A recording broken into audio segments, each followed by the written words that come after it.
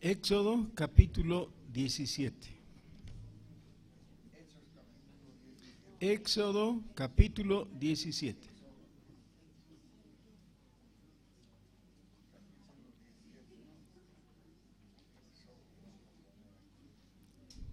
Voy a leer desde el versículo 7 solamente para saber cómo terminó el pasaje de la semana pasada, que algunos de ustedes pueden haber olvidado.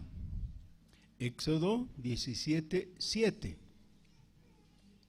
Y llamó el nombre de aquel lugar Masá y Meriba, por la rencilla de los hijos de Israel y porque tentaron a Jehová diciendo: ¿está pues Jehová entre nosotros o no? ¿En qué consistía esa tentación? Tentaron a Jehová, dice. ¿En qué consistía esa tentación?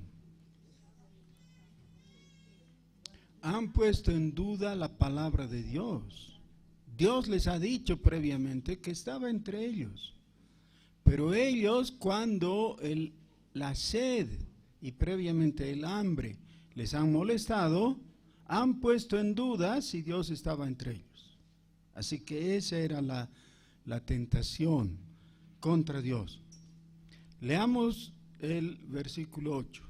Entonces vino Amalec y peleó contra Israel en Refidim. Y dijo Moisés a Josué: escógenos varones y sal a pelear contra Amalec. Mañana yo estaré sobre la cumbre del collado y la vara de Dios en mi mano.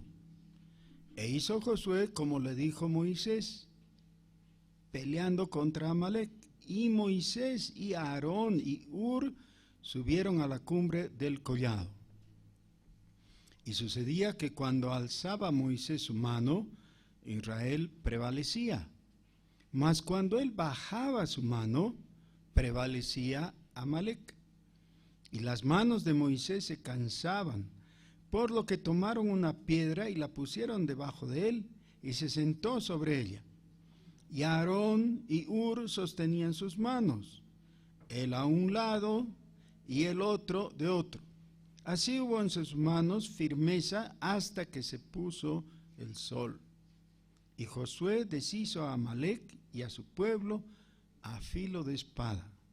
Y Jehová dijo a Moisés: escribe esto para memoria en un libro, y di a Josué que raeré del todo la memoria de Amalec de debajo del cielo. Y Moisés edificó un altar y llamó su nombre Jehová Nisi.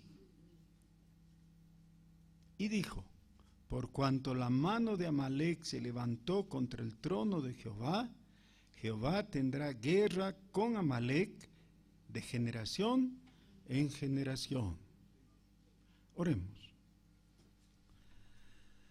Te rogamos, Señor, que por tu misericordia podamos enfocar el pasaje y el resto del sermón adecuadamente para que tu luz nos alumbre y para que nosotros andemos en luz, en tu luz, en el nombre de Jesús. Amén. Este es uno de los temas que ha venido en esa ola en las últimas décadas del siglo XX de plantear la vida cristiana como una guerra, ¿no? La idea de que la vida cristiana es una guerra no era tan común o tan popular antes, pero en las últimas décadas del siglo XX se ha popularizado esa idea, ¿no? Que hay una guerra y nosotros somos parte de esa guerra y tenemos que pelear. Entonces era bastante común oír a algunos predicadores insultando, riñendo a los demonios, primero llamándoles y luego botándoles, ¿no? Para que se vayan. Y claro, los pobres demonios no sabían qué hacer, porque primero acudían, después se iban.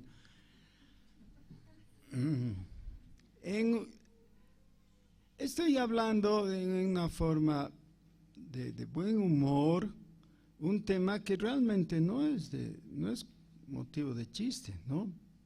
Pero ¿de dónde vino eso? Hay varias corrientes, hay varias razones para enfocar las cosas así, pero yo diría que la mayor parte de esas razones no tienen que ver con la Escritura. Pero ¿acaso en la Escritura no hay guerras, no hay tensiones, no hay batallas, no hay enemistades y todo eso? ¿No hay armas? Claro que sí. Vean el libro de Josué, casi habría que cortar la mitad si es que se quieren evitar las guerras. El libro de Josué es un libro de guerra, y gran parte del libro de Jueces también, que involucran la conquista de la tierra prometida. Así que el concepto de guerra, de batalla, de tensión y todo eso, claro que está en la Escritura. Pero necesitamos hacer una distinción correcta. Recuerdan, hemos ido anteriormente a 1 Corintios capítulo 10, donde se recuerdan los hechos del Éxodo, las experiencias del Éxodo. Se van enumerando esas experiencias y el apóstol Pablo les dice a los cristianos de Corinto, les dice, estas cosas han sido hechas o realizadas y luego recordadas y luego registradas para que ustedes tengan una lección, para que sepan, porque esa experiencia de hace más de 1000 años, hasta los días de Pablo, como casi 1500 años, eso ha sido para nuestro beneficio. Entonces tenemos que ser muy certeros al ver cuáles de esas experiencias, porque podríamos tomar lo que no corresponde y llevárnoslo, es decir, aplicarlo inadecuadamente. Es decir, la historia del Antiguo Testamento, todo lo que tenemos en el Antiguo Testamento en cuanto a datos históricos, claro que son verdaderos, son reales y son útiles y edificantes para nosotros, en general, para descubrir y conocer cómo es Dios principalmente. Pero hay cosas que no son aplicables a nuestros días. Nosotros no podemos reeditar la creación y no podemos reeditar hechos concretos como el cruzar el Mar Rojo.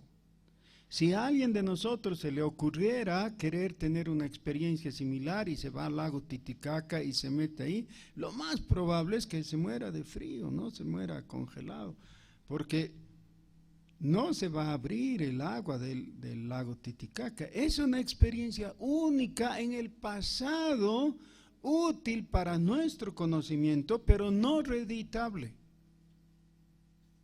Así es. Y no tenemos que preocuparnos. Pero, en general, el fenómeno de la guerra es algo que ocurre todo el tiempo en la humanidad. El otro día escuché, no sé si es un dato demostrable, yo estoy repitiéndolo nomás, a un predicador que decía que desde los días de Jesús hasta nuestros días, solamente 14 años han habido sin guerra en el mundo. Solo 14 años. Quiere decir que en todo el tiempo siempre hay una guerra en algún lugar. Ahora mismo hay una guerra horrible y triste en Siria, ¿no? Es una guerra civil, pero con participación internacional. Es una guerra verdadera, con bombas y ciudades destruidas y gran cantidad de la población que está en pérdida y en muerte, con mucho sufrimiento. Así que hay guerra, la guerra es algo que ocurre. Pero esta guerra en especial es algo que Dios ha querido que quede registrada para nuestro bien y para la formación de nuestra identidad. Ahora, les recuerdo, hemos comenzado leyendo el versículo 7 y se dice que el lugar donde tuvieron la experiencia del agua de la roca se llamó Masá y Meriba. ¿Y qué significa lo uno? Prueba. Y lo otro, rencilla. ¿Ya? Es decir, recuerden que cuando han estado en ese lugar, les está diciendo, ustedes no estaban en una forma armoniosa con Dios. Estaban siendo probados, pero estaban actuando mal, estaban actuando rencillosamente. ¿Y qué es la rencilla?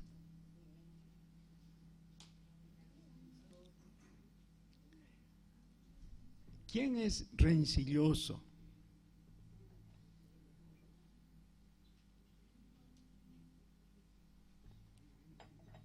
Dice la Escritura que para un hombre sería mejor habitar en un terrado y comer pan de dolores que vivir en un palacio con banquetes, pero junto a una mujer rencillosa. ¿Por qué? Porque ¿cómo puede alguien vivir sin rencilla cuando está al lado de un rencilloso? ¿No? El rencilloso es el que para comenzar, cuando le dicen, tenga usted buen día, él dice, ¿qué tiene de bueno? Ya empieza, le busca cualquier ángulo a lo que el otro ha dicho o a la situación en que están para pelear, ¿no? Le encanta pelear. No es que no sufra, sufre también por las peleas, pero le encanta. Ya tiene esa disposición para pelear. Pero la experiencia de rencilla del pueblo para con Dios era una cosa. Otra cosa es lo que acontece desde el versículo 8. Ya es un enemigo externo. Es otro pueblo que está moviéndose en el desierto, no está establecido, no tiene territorio, y ve como peligro y siente antipatía hacia el pueblo de Israel. Así que no nos da mayor explicación. Fíjense, el versículo 8 es un versículo cortito, 2 líneas nomás, ni siquiera 2 líneas completas, línea y media. Y no da ningún dato, no dice es que los unos eran blancos y los otros negros y por eso había antagonismo, o les quitaron sus lugares de pastos, o nada, no dice por qué. Sola y escuetamente dice, vino y peleó. Eso es, vino y peleó. Todos nosotros alguna vez nos hemos sentido consternados viendo que alguien está enojado contigo y no sabes por qué. Yo recuerdo de cuando era niño todavía, fui con mi papá al Coliseo Cerrado. Esa vez el Coliseo Cerrado se llamaba Coliseo Cerrado y era abierto porque no tenía techo todavía. Pero claro, habían las graderías y la cancha ahí, ¿no? Y entonces fui a comprarme algo, tuve que seguir cuán redondas son las graderías para llegar al otro lado, y cuando estaba volviendo, un niño menor que yo, qué sé yo, 1 año, 2 años menor que yo, que vendía globos, se sintió ofendido porque al pasar me rozó la cabeza con su globo y su globo se reventó.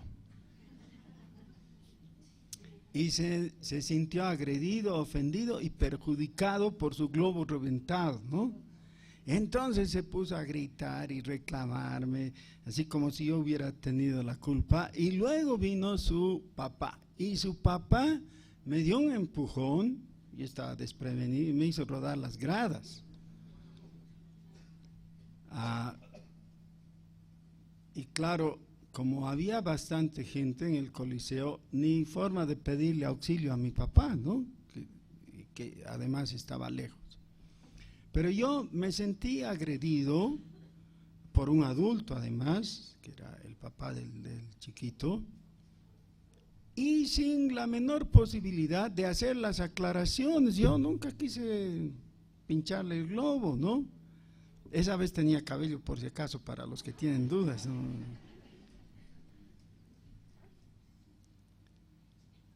Pero así suceden las cosas.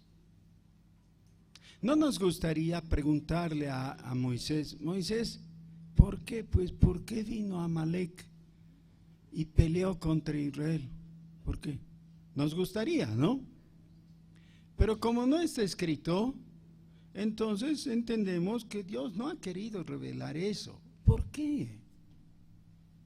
Porque lo que nos está diciendo es que si ahora nos explicara la razón para esa enemistad, nosotros entenderíamos que era algo particular y de aplicación particular también, y que no tiene mucho que ver con nosotros. Lo que nos está mostrando es que no importa cómo actuemos, de vez en cuando alguien nos va a odiar. Así es. No puedes esperar que todos te amen. ¿No? Hay personas populares que muchos las aman, pero generalmente cuando a un individuo, alguien, lo ama mucho, hay otro alguien que lo aborrece también, ¿no? Es así, más o menos hay un equilibrio en todo eso. Va a haber gente que no te quiera, ¿no? Que te deteste, a quien le caes antipático y no sabes por qué. Y aún teniendo buenos motivos, uno no quisiera estar en tensión con otra persona, ¿no? O con otros. Pero el hecho es que van a venir y van a pelear. ¿Cómo reaccionó Israel? Moisés le dijo a Josué, Josué era su asistente, ¿no? Era el segundo al mando, era la segunda persona importante, que después además heredó el cargo de liderizar, ¿no? Él fue el siguiente líder con Moisés. Pero ahora Moisés le dice a Josué, escógenos varones y sal a pelear contra Amalek. Y Josué contestó, escógelos tú y sal tú a pelear. ¿Ah, no? ¿Ustedes qué Biblia tienen?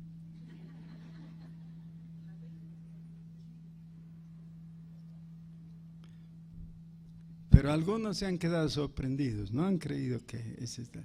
No, yo me he inventado, no está en la escritura por si acaso, ya borren de su memoria, no dice tal cosa. Josué obedece, ¿no? Moisés le explica, mañana yo estaré sobre la cumbre del collado y la vara de Dios en mi mano. Y más bien, lo que dice el versículo 10 es, e hizo Josué como le dijo Moisés, peleando contra Amalek.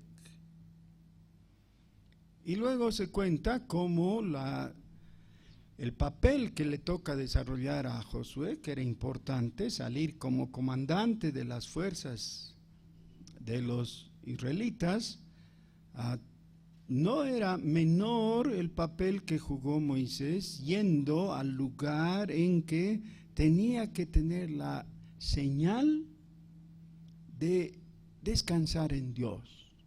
Así que había una lucha que era de carácter más espiritual con Moisés y una lucha que era totalmente física, ¿no? de Josué.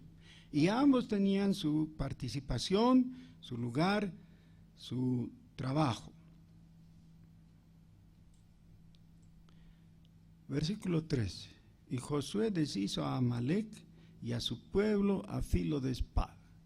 Es decir, la victoria fue para los israelitas con el comandante Josué. Entonces el héroe militar fue Josué. Pero quizás el pueblo, inicialmente por lo menos, nunca supo qué era lo que pasaba con Moisés. Moisés ya estaba viejito, no estaba en edad de ir a guerrear, y quizás pensaron que se fue a descansar. No fue a descansar, fue al collado, a la cima, y ahí estaba haciendo algo. ¿Qué hizo? Sí, estaba sosteniendo espiritualmente al pueblo, ya, pero él mismo no tenía ya la fuerza, así que tuvieron que ayudarle. ¿Quiénes le ayudaron? Aarón y Hur. Hay una novela que después se ha convertido en película, Ben-Hur. ¿Han visto esa película? Y hace una referencia a este Hur. Ben quiere decir hijo de Hur, ¿no? Ben-Hur. Bueno, este es el Hur que supuestamente era el tatarabuelito de Ben-Hur, ¿no? El chozo. Ya. ¿Qué significa que Aarón esté sosteniendo a Moisés? ¿Quién era Aarón? Aarón era el sacerdote. Todavía no. En realidad, Aarón era, digamos, la persona que iba junto con Moisés, era un profeta más, él también profetizó, pero la labor principal, y por lo que el Pentateuco recuerda a Aarón, es por su papel de sumo sacerdote. Cuando pensamos en el sumo sacerdote, pensamos en Aarón. Y como que los sumos sacerdotes en Israel, todos ellos, tenían que ser descendientes de Aarón. Así de importante es. Pero ¿qué, como figura ya, no como persona, sino como figura, qué significaba que Aarón esté al lado de Moisés, que era el líder del pueblo? ¿Qué es lo que hace el sacerdote? La función principal del sacerdote es acudir a Dios hablándole a nombre del pueblo. Entonces el sacerdote habla de parte del pueblo ante Dios. Eso es interceder. Y la epístola a los Hebreos nos enseña que nuestro gran sumo sacerdote es Jesucristo. Él es el que intercede todos los días por nosotros.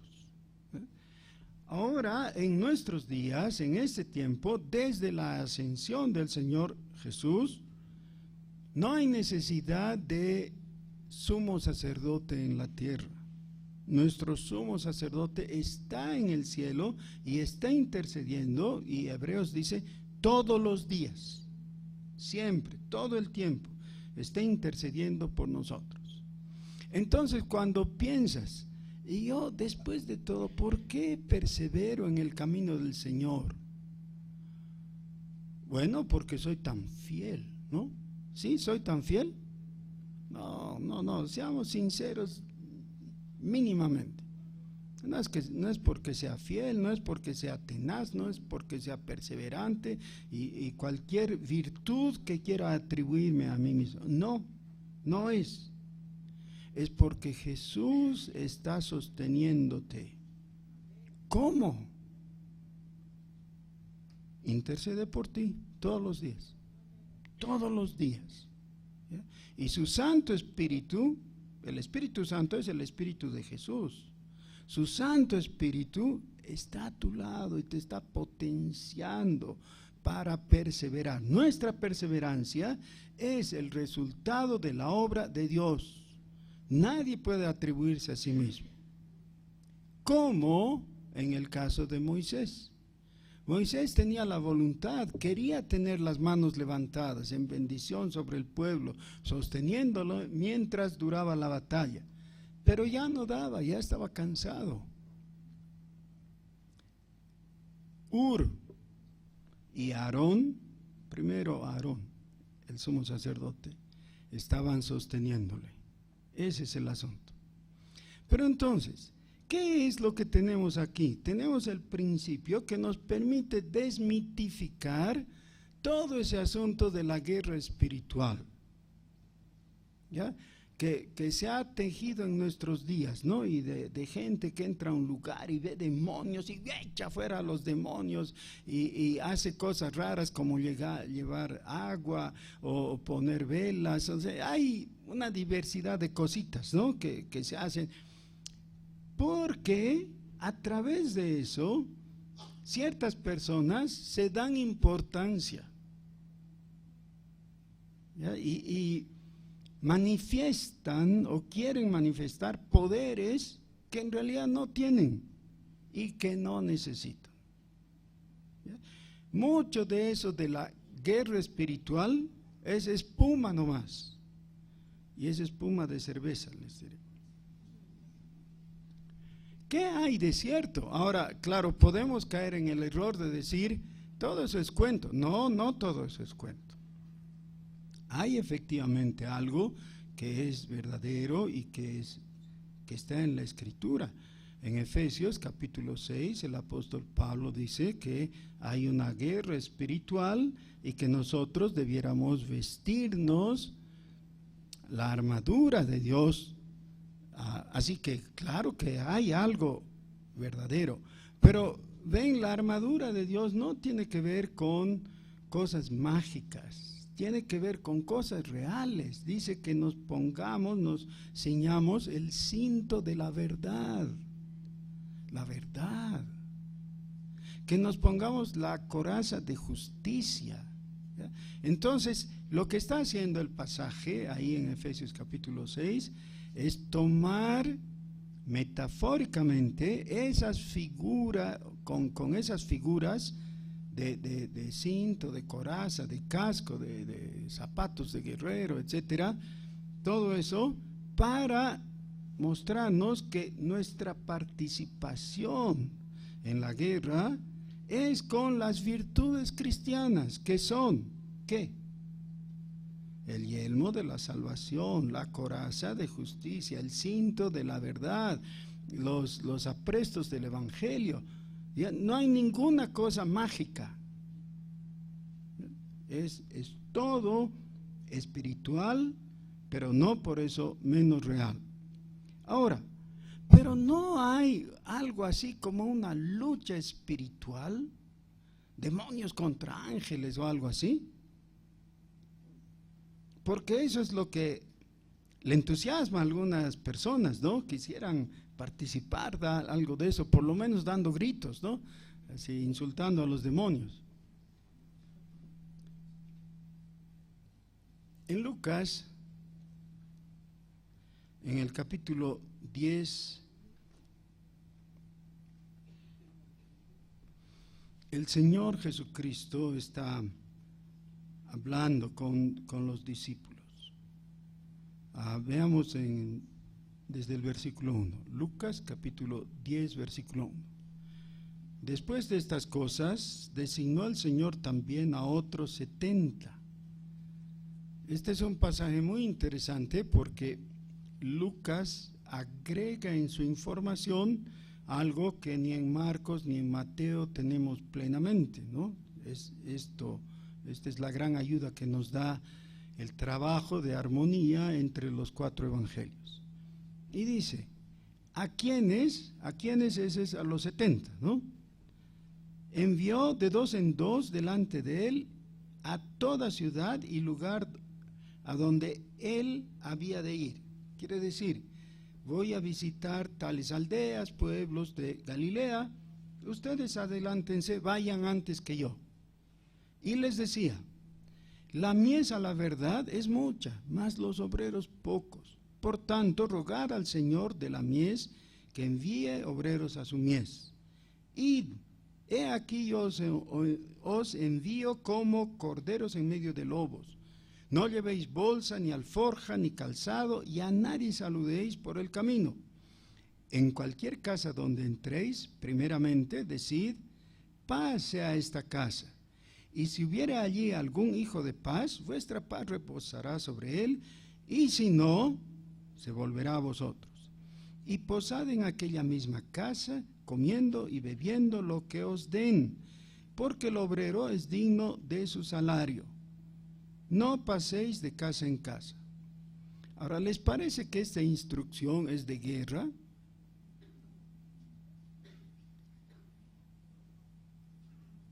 ¿O es más bien una encomendación de embajada amistosa? ¿Qué es lo que van a hacer los discípulos?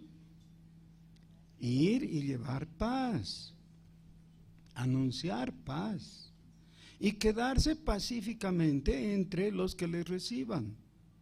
¿Ya? Esa es la encomendación. En cualquier ciudad donde entréis y os reciban, comed lo que os pongan delante. Quiere decir, con apertura de corazón, con sencillez y con humildad, porque una cosa es ir diciendo, traigo sneakers para ustedes, ¿no? Llevan. Otra cosa es ir y más bien mostrar que si me invitas a algo está bien, ¿no? Ya 2 veces se menciona el hecho de que ellos sean los agasajados por los que les están recibiendo. Pero ahora sí, vemos, esta es ya la parte que ellos llevan y pueden dar. Versículo 9. Y sanad a los enfermos que en ella haya, y decidles, se ha acercado a vosotros el reino de Dios. Ese es el anuncio. Mas en cualquier ciudad donde entréis y no os reciban, saliendo por sus calles, decid, aun el polvo de vuestra ciudad que se ha pegado a nuestros pies, lo sacudimos contra vosotros, no en su cara, ¿no? Pero contra vosotros. Pero esto sabed, que el reino de Dios se ha acercado a vosotros. Y os digo que en aquel día será más tolerable el castigo para Sodoma que para aquella ciudad. Y así sigue, ¿no? Esa es la instrucción de evangelizar. Es la instrucción de llevar buenas nuevas y sanar a los enfermos y todo eso es en son de paz, no en son de guerra. Ahora, versículo 17. Dice, volvieron los 70 con gozo diciendo, Señor, aún los demonios se nos sujetan en tu nombre. Ahora otra vez, no estoy leyendo el texto, yo nomás le estoy añadiendo de mi imaginación, tengan cuidado, ¿ya? Les dice Jesús, ¿y quién les habló a ustedes de demonios? ¿Les envié a hacer algo con los demonios? Conste que estamos en Lucas, ¿no? Entonces, los discípulos le contestan, Señor, es que nosotros hemos leído Marcos. Y en Marcos dice que echemos fuera demonios. Sí, pero en Lucas no. ¿Por qué Lucas se reserva eso? Porque tiene otro enfoque, otra explicación. Nosotros tenemos la ventaja de tener a Mateo y tener Marcos antes de llegar a Lucas. Pero en Lucas no se habló de demonios. Ellos dicen que han echado fuera demonios en su nombre. Ahora escuchemos a Jesús, versículo 18. Y les dijo, yo veía a Satanás caer del cielo como un rayo.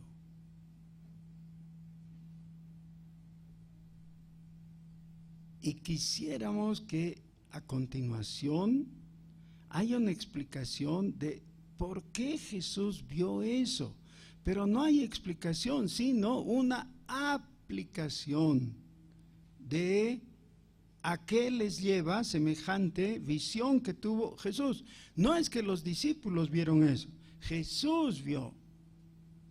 Y ahora, en base a lo que él vio, les dice: he aquí os doy potestad de hollar serpientes y escorpiones, y sobre toda fuerza del enemigo, y nada os dañará.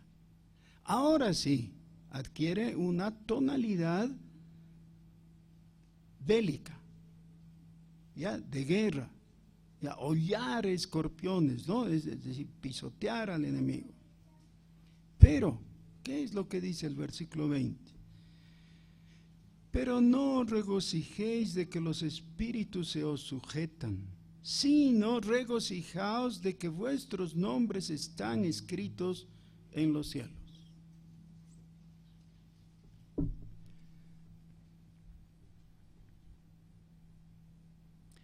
Cuando los niños son muy pequeñitos, a veces son tan inocentes que nos sorprenden y siempre nos arrancan una sonrisa, ¿no? Recuerdo cuando mi hija estaba chiquita y yo fui a recogerla del colegio, había una de sus compañeritas que le dijo a su mamá, así fue muy fuerte, ¿no? Muy público el asunto. Le dijo: la fulana, la sutana, la mengana, y dijo varios nombres, ¿no? Se han sacado 7.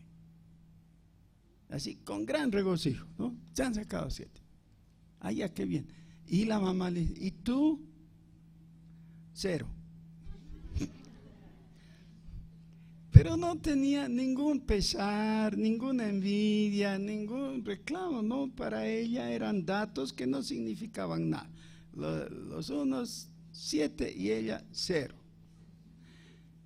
Todavía me pregunto si era verdad, tal vez era una equivocación. ¿Cómo puede sacarse 0 una niñita? Pero si es así, si efectivamente se sacó 0, ¿cómo tendría que estar? ¿Cómo estaría dentro de 3 años, digamos, ¿no? Si se repitiera la situación. Claro, así, muy atemorizada. ¿Cómo va a reaccionar la mamá? Y además, ¿qué consecuencias va a tener con ese su 0, ¿no? Nadie está feliz siendo estudiante de sacarse un 0, ¿ya? Pero en su inocencia dijo 0. Ya, ahora les dice: yo les doy potestad no para combatir, sino para vencer, para destruir, para aplastar. Pero no se regocijen en eso.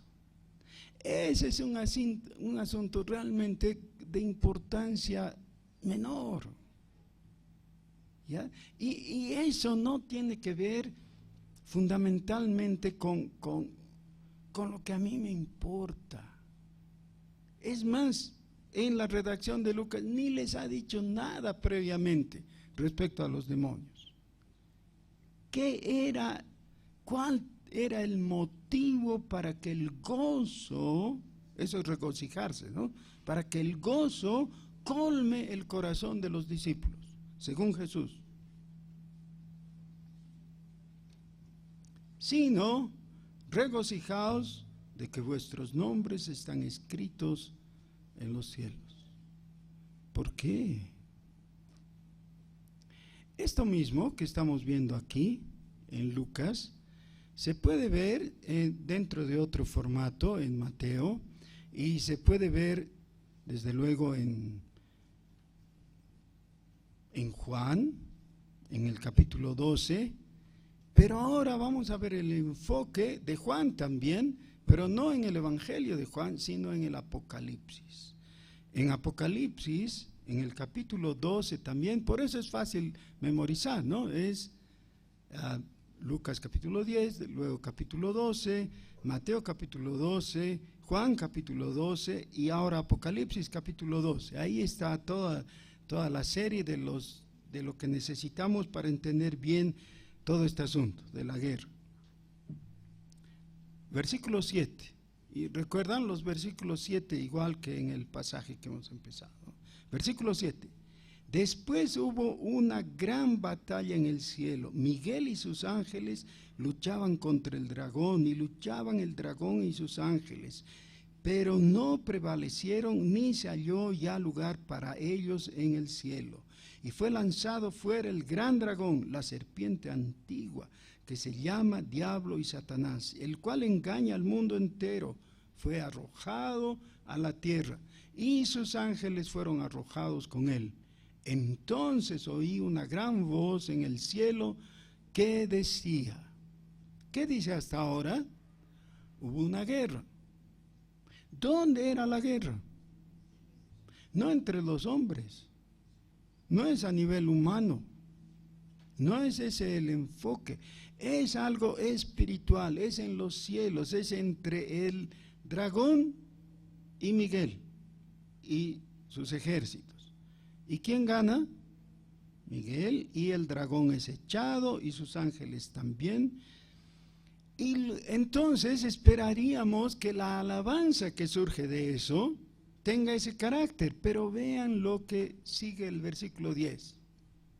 Esta es la alabanza, la glorificación. Dice, ahora ha venido la salvación, el poder y el reino de nuestro Dios y la autoridad de su Cristo, porque ha sido lanzado fuera el acusador de nuestros hermanos, el que los acusaba delante de nuestro Dios día y noche. ¿Por qué tienen que regocijarse? Porque ya Jesucristo ha sido exaltado. Su autoridad, su poder, su reino le ha sido entregado. Él está en el trono. Si Él está en el trono, tú estás seguro en su mano. No te vas a perder. La lucha, la guerra espiritual no es en el fondo para ver si te salvas o te pierdes y a ver quién ganará. No, eso no está en juego. Eso ya ha sido definido. Dios ha vencido. De lo único que tienes que asegurarte es de estar en las manos del Señor. ¿Y quién está en las manos del Señor? El que cree. El que cree en Jesús. Así que en el nombre de Jesús yo te ruego que ahora dejes lo que está atrás, tus preocupaciones, tus anhelos, tus codicias y todo lo que te tenía distraído y mal orientado, y dejes todo eso y pongas toda tu atención en el autor y consumador de tu fe, que es Jesucristo. En términos muy sencillos, las palabras de Pablo al carcelero: cree en el Señor Jesucristo y serás salvo, tú y tu casa. Cree en el Señor Jesucristo. Yo quisiera decirlo en una manera inolvidable, no sé cómo, así que ayúdenme, por favor. Dile a la persona de al lado, con toda seriedad, con todo respeto, pero con toda firmeza también, mirándole a los ojos: cree en el Señor Jesucristo. Dile.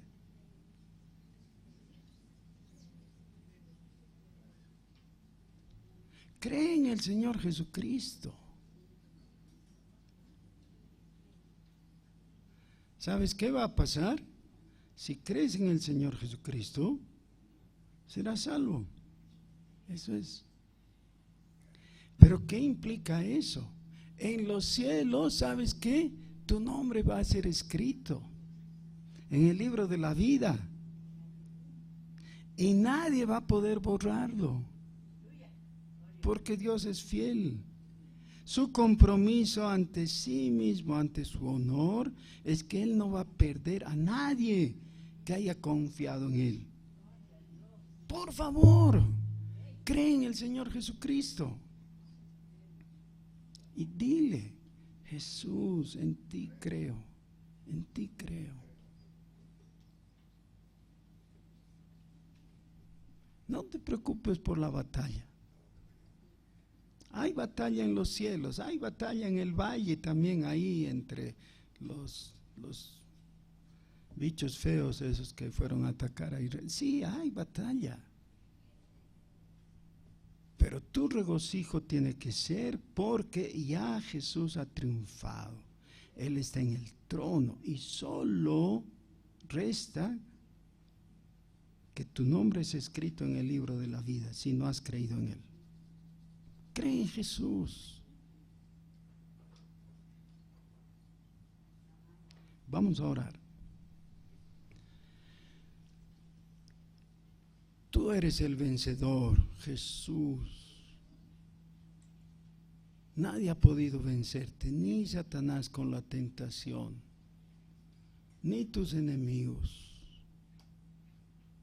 Aunque te han llevado a la cruz y te han crucificado y te han asesinado, tú no estás en la tumba, Señor. Estás en el trono celestial. Tú has vencido para siempre. Tu victoria es nuestra, porque por tu victoria nosotros estamos firmes. No necesitamos ni siquiera mantener nuestras manos en alto. Tú nos sostienes, como a Aarón, a Moisés. Tú eres nuestro sumo sacerdote. De ti dependemos, Señor. Bendecimos tu nombre, Jesús, bendecimos tu nombre. Jesús, bendecimos tu nombre. Bendito sea tu nombre, bendito para siempre, porque nos has perdonado, nos has limpiado, has escrito nuestros nombres en el libro de la vida del Cordero. Gracias, Padre, gracias por tu Hijo Jesucristo, el que voluntariamente ha venido y ha llevado nuestras culpas y ha perdonado nuestros pecados. Damos gloria y honra a tu santo nombre, por Jesús. Amén.